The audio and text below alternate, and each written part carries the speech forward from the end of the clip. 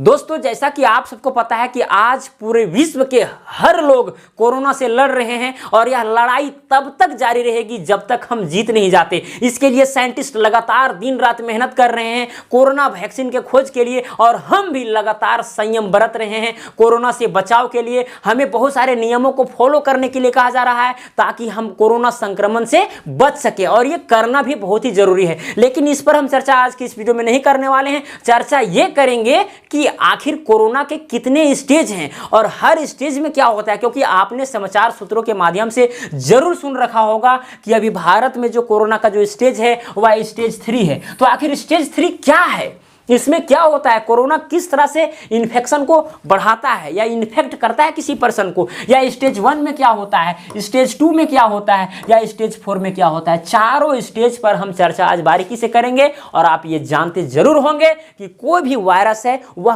क्रमबद्ध तरीके से फैलता है, और उस क्रमबद्ध तरीके से फैलता जो है, जिस सीक्वेंस से फैलता है उस सीक्वेंस को हम लोग 4 स्टेज में बांट देते हैं ताकि हम स्टडी कर सके कि पहला स्टेज में क्या होता है, दूसरा स्टेज में क्या होता है, तीसरा स्टेज में क्या होता है, और हमें नियम और संयम बरतने के लिए उसी के आधार पर कहा जाएगा। लेकिन इसके पहले, स्टेज को जानने के पहले, स्टेज यानी चरण, इसको आप हिंदी में अगर आप पढ़ते होंगे तो सुनते होंगे कि भी पहला चरण में है, दूसरा चरण में है, तीसरा चरण में है, चौथा चरण में है कोरोना संक्रमण। ठीक है, तो चलिए इसको हम चर्चा करने के पहले हम जान लेते हैं भारत के कोरोना अपडेट्स के विषय में। कभी इंडिया में कितना कोरोना पॉजिटिव लोग पाए गए हैं। देखिए अभी इंडिया में कुल संक्रमित जो हुए हैं वह 82 लाख लोग हुए हैं। कितना? 82 लाख लोग हुए हैं, और उसमें से ठीक हो गए हैं। बहुत ही राहत की बात है कि 75 लाख लोग ठीक हो गए हैं, यानी 90% लोग ठीक हो गए हैं। बहुत ही राहत की बात है। बच गया 7 लाख, क्योंकि 82 लाख लोग कोरोना पॉजिटिव पाए गए, फिर वही पॉजिटिव व्यक्ति नेगेटिव हो गए 75 लाख, यानी 82 लाख में से 75 लाख घटाएंगे, बच गया 7 लाख। अब 7 लाख में से 1,22,000 लोग क्या हो गए हैं, मर गए, उनको मौत हो गई। यानी कि अगर हम कुल मरीज का बात करें तो उनमें से 1.5% लोगों की मौत हो गई। यानी 1.5% कहने का मतलब क्या चीज हुआ, यानी 100 आदमी में 1.5 आदमी मर गया। तो 1.5 आदमी तो होता नहीं है, तो यानी कि अगर 100 आदमी में 1.5 आदमी मर रहा है तो 200 आदमी में 3 आदमी मरना चाहिए, है कि नहीं। यानी कुल मिलाकर के यही हुआ कि 200 आदमी में 3 आदमी की मौत हो जा रही है इस कोरोना संक्रमण से। यानी जो व्यक्ति कोरोना संक्रमित हुआ है तो उसमें से 200 व्यक्ति अगर है तो उसमें 3 ही व्यक्ति मर रहा है। उसमें से कुछ ठीक हो जा रहे हैं और कुछ ऐसे हैं जो दीर्घकालीन के रूप में उसी बीमारी से ग्रसित हैं। ठीक है, तो ये आप जानते होंगे। और पूरा विश्व का अगर हम आंकड़ा बात करें तो लगभग 4.5 करोड़ से भी पार हो गया है पूरे विश्व का कोरोना का जो संक्रमण का जो आंकड़ा है। ठीक है, तो अब हम लोग इसके बाद हम बात करेंगे डायरेक्ट स्टेज 1 के विषय में कि स्टेज 1 में क्या होता है, कोई भी वायरस है स्टेज 1 में क्या करता है, क्या पूरे विश्व में किस तरह का चेंजेस लाता है। देखिए कोई भी वायरस किसी एक ही जगह से उत्पन्न होगा, ऐसा नहीं है कि पूरा विश्व में हर जगह से एक ही वायरस उत्पन्न हो गया अचानक, ऐसा नहीं, एक ही जगह से होता है। बेसिकली ये कह नहीं सकते हैं पूरा क्लियरली कि हर जगह से नहीं हो सकता, हो भी सकता है, लेकिन बेसिकली क्या होता है, किसी एक ही जगह से या किसी एक ही देश से स्टार्ट होता है। जैसे कि यहाँ पर क्या है, इंडिया है, क्या है, इंडिया है यहाँ पर, और यहाँ पर क्या है, चीन है, चीन है। अब देखिए चीन के वुहान शहर से स्टार्ट हुआ था क्या चीज, कोरोना वायरस। ठीक है, यहीं से स्टार्ट हुआ था, यहीं डिटेक्ट हुआ था सबसे पहले। अब यहाँ से पहुँच गया सबसे पहले कहाँ, थाईलैंड, यहाँ यानी जो चीन का जो पड़ोसी देश है थाईलैंड, वहाँ पहुँच गया। यानी चीन से अगर हम बाहर देश का अगर बात करें तो थाईलैंड में ही पहला कोरोना पॉजिटिव पाया गया था। अब फिर यहाँ चीन से कहाँ पहुँचने लगा, इंडिया में पहुँचने लगा, अमेरिका तरफ चला गया, दक्षिण अमेरिका चला गया, अफ्रीका चला गया, ऑस्ट्रेलिया चला गया, इधर आ गया।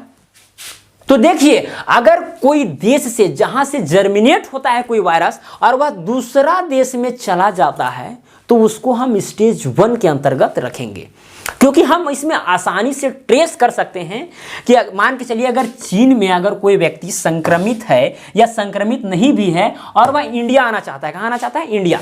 अब यहाँ चीन है और यह इंडिया आना चाहता है। अब इंडिया आएगा तो उसको हम आसानी से डिटेक्ट कर सकते हैं कि भाई इसको कोरोना पॉजिटिव हुआ है कि नहीं हुआ है। यह स्टेज 1 है, बहुत ही आम स्टेज है। हम आसानी से अगर स्टेज 1 को अगर हम ध्यान में रखें तो शायद पूरे देश को हम बचा सकते हैं। अगर पूरा देश को अगर सील कर दें तो उस वायरस से हम मुक्त हो सकते हैं, लेकिन ऐसा संभव नहीं है। आदमी तो आना जाना करेगा, वस्तुएं तो आना जाना, आयात निर्यात तो होंगी जरूर। तो कुल मिलाकर के स्टेज 1 में क्या होता है, अगर कोई देश है और इस देश से दूसरा देश में अगर कोरोना वायरस पहुंचता है और इस देश का वह वायरस का ओरिजिन नहीं है, मतलब इस देश में वह उत्पन्न नहीं हुआ है, तब उसको हम लोग बोलेंगे पहला स्टेज। क्या बोलेंगे? पहला स्टेज। जिस तरह से चीन के वुहान शहर में हुआ था उत्पन्न और यह पूरा देश में पहुंच गया, तो उसमें पहला स्टेज था। हमारे देश में क्या था?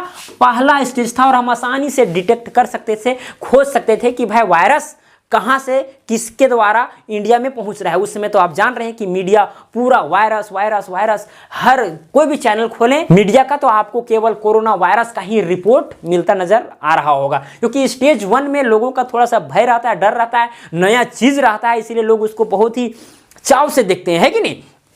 तो पहला स्टेज तो आपको क्लियर हो गया होगा कि कोई देश में क्या होता है, कोरोना या किसी भी प्रकार का वायरस उत्पन्न होता है और वह दूसरे देश में चला जाता है, तो यह स्टेज 1 कहलाता है। इसमें हम अच्छा से डिटेक्ट कर सकते हैं कि किसके द्वारा आ रहा है, वस्तु के द्वारा आ रहा है वायरस या किसी व्यक्ति के द्वारा आ रहा है। क्यों हो सकता है कि भाई इस देश का व्यक्ति यहाँ रहने के लिए गया हो, जब वहाँ पर बहुत दिक्कत होने लगा तो इस देश में आ रहा होगा, है कि नहीं। तो इसी से वायरस एक जगह से दूसरे जगह जाता है, या तो मानव के द्वारा जाएगा या तो वस्तुओं के द्वारा आना जाना होगा, है कि नहीं, क्योंकि आयात निर्यात तो होगा। अगर ये देश है तो ऐसा थोड़ी नहीं कि एकदम स्वतंत्र है, अपने आप में इंडिपेंडेंट है कि नहीं, ऐसा नहीं है, ठीक है। डिपेंडेंट, हर देश एक दूसरे से डिपेंडेंट है, ठीक है। आयात निर्यात होती रहता है, तो वस्तुओं के माध्यम से भी वायरस का क्या हो सकता है, प्रवाह हो सकता है, एक स्थान से दूसरे स्थान जा सकते हैं।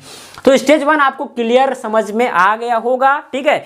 स्टेज 1 में एक देश से एक जगह से दूसरे देश जगह में पहुंचता है और वह उसका ओरिजिन नहीं होता है। अब हम लोग बात करते हैं सेकेंड स्टेज का।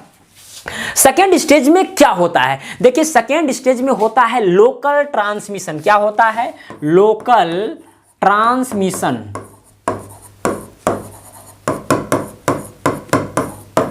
लोकल ट्रांसमिशन कहने का मतलब है, समझिए चीन से कोई व्यक्ति आया, चीन से क्या आया, कोई व्यक्ति आया ए,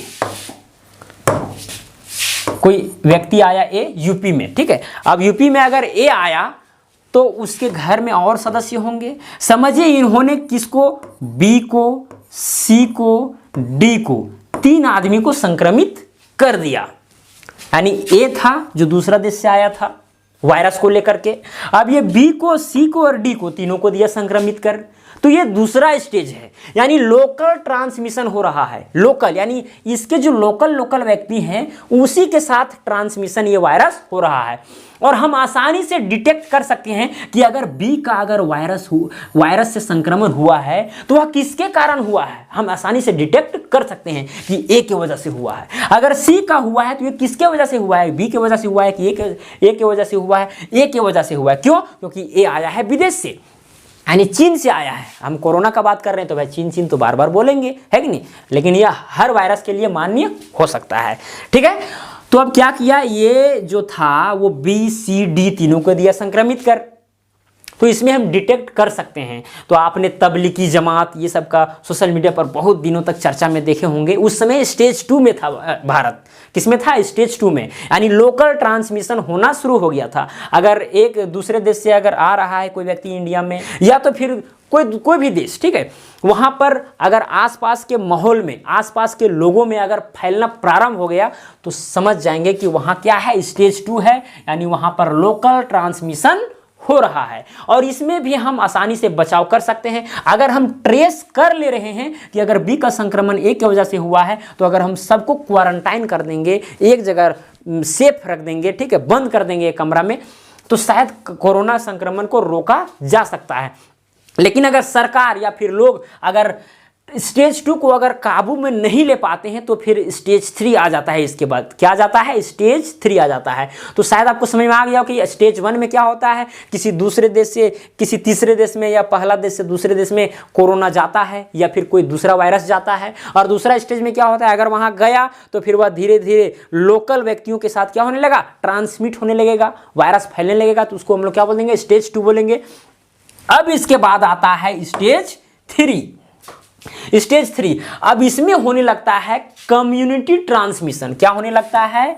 कम्युनिटी ट्रांसमिशन।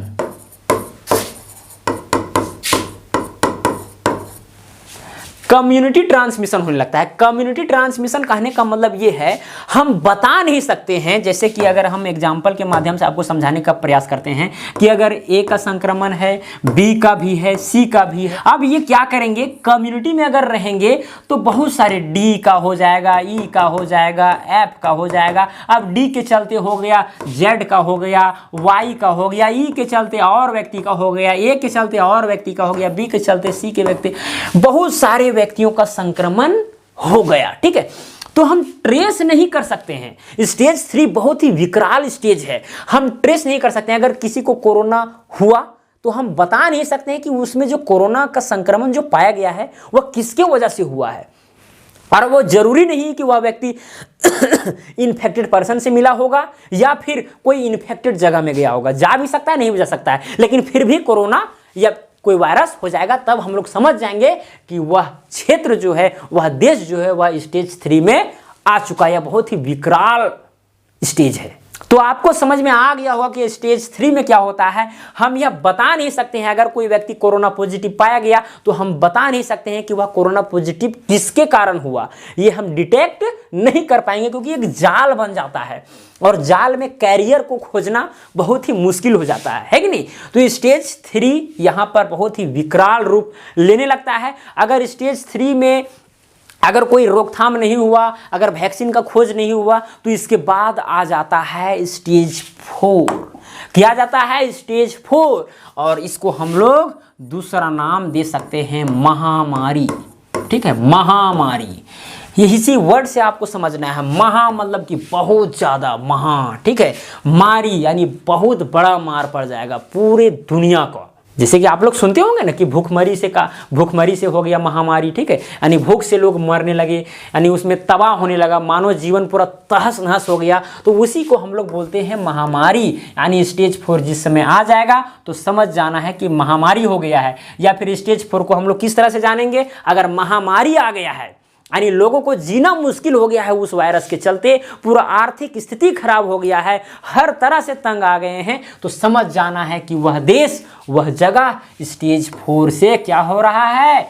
गुजर रहा है। तो आपको समझ में आ गया होगा कि महामारी जो है, और जब महामारी हो जाएगा भाई, तब भी अगर कोई वैक्सीन वगैरह खोज नहीं हुआ तो यह एक अस्थायी बीमारी का रूप ले लेगा। ठीक है, अस्थायी बीमारी कहने का मतलब कि वह बीमारी जो है परमानेंटली रहेगा, इसके बाद में वैक्सीन खोज हो सकता है, फिर भी यह अस्थायी बीमारी के रूप में रहेगा। और आपको ये भी बता देते हैं कि अभी भारत जो है वह स्टेज 3 से गुजर रहा है। जो स्वास्थ्य मंत्री जो हैं, केंद्रीय स्वास्थ्य मंत्री हर्षवर्धन, उन्होंने ये बताया है कि भी भारत जो है स्टेज 3 से गुजर रहा है। लेकिन ये जरूरी नहीं है कि हर राज्य स्टेज 3 से गुजर रहा है। कुछ राज्य ऐसे हैं जो स्टेज 3 में अभी तक नहीं आए हैं। लेकिन अगर हम माने तो अगर पूरा देश का अगर हम बात करें तो बोलना तो पड़ेगा ही कि भारत जो है स्टेज 3 में आ चुका है। तो यहाँ पर जितनी भी बातें हम बताए हैं वह WHO के द्वारा कही गई थी। किसके द्वारा? WHO यानी वर्ल्ड हेल्थ ऑर्गेनाइजेशन। यानी स्टेज 1 क्या है, स्टेज 1 में किस तरह से कोरोना इन्फेक्शन पहुंचाता है, स्टेज 2 क्या है, स्टेज 3 क्या है, स्टेज 4 क्या है, सबसे डेंजर क्या है, स्टेज 3, और स्टेज 3 के बाद में क्या जाता है? स्टेज 4 यानी कि महामारी फैल जाता है। महामारी मतलब कि पूरा मानव जीवन तहस नहस हो जाएगा। तो मुझे उम्मीद है कि आपको ये वीडियो पसंद आया होगा। अगर पसंद आया होगा तो आप कमेंट कीजिए, वीडियो को लाइक कीजिए, सब्सक्राइब कीजिए मेरे चैनल को। और अगर पसंद नहीं आया तो डिसलाइक का भी बटन नीचे दिया गया है, डिसलाइक भी कर सकते हैं। तो चलिए आज के लिए इतना ही, अब मिलते हैं अगला वीडियो में। धन्यवाद।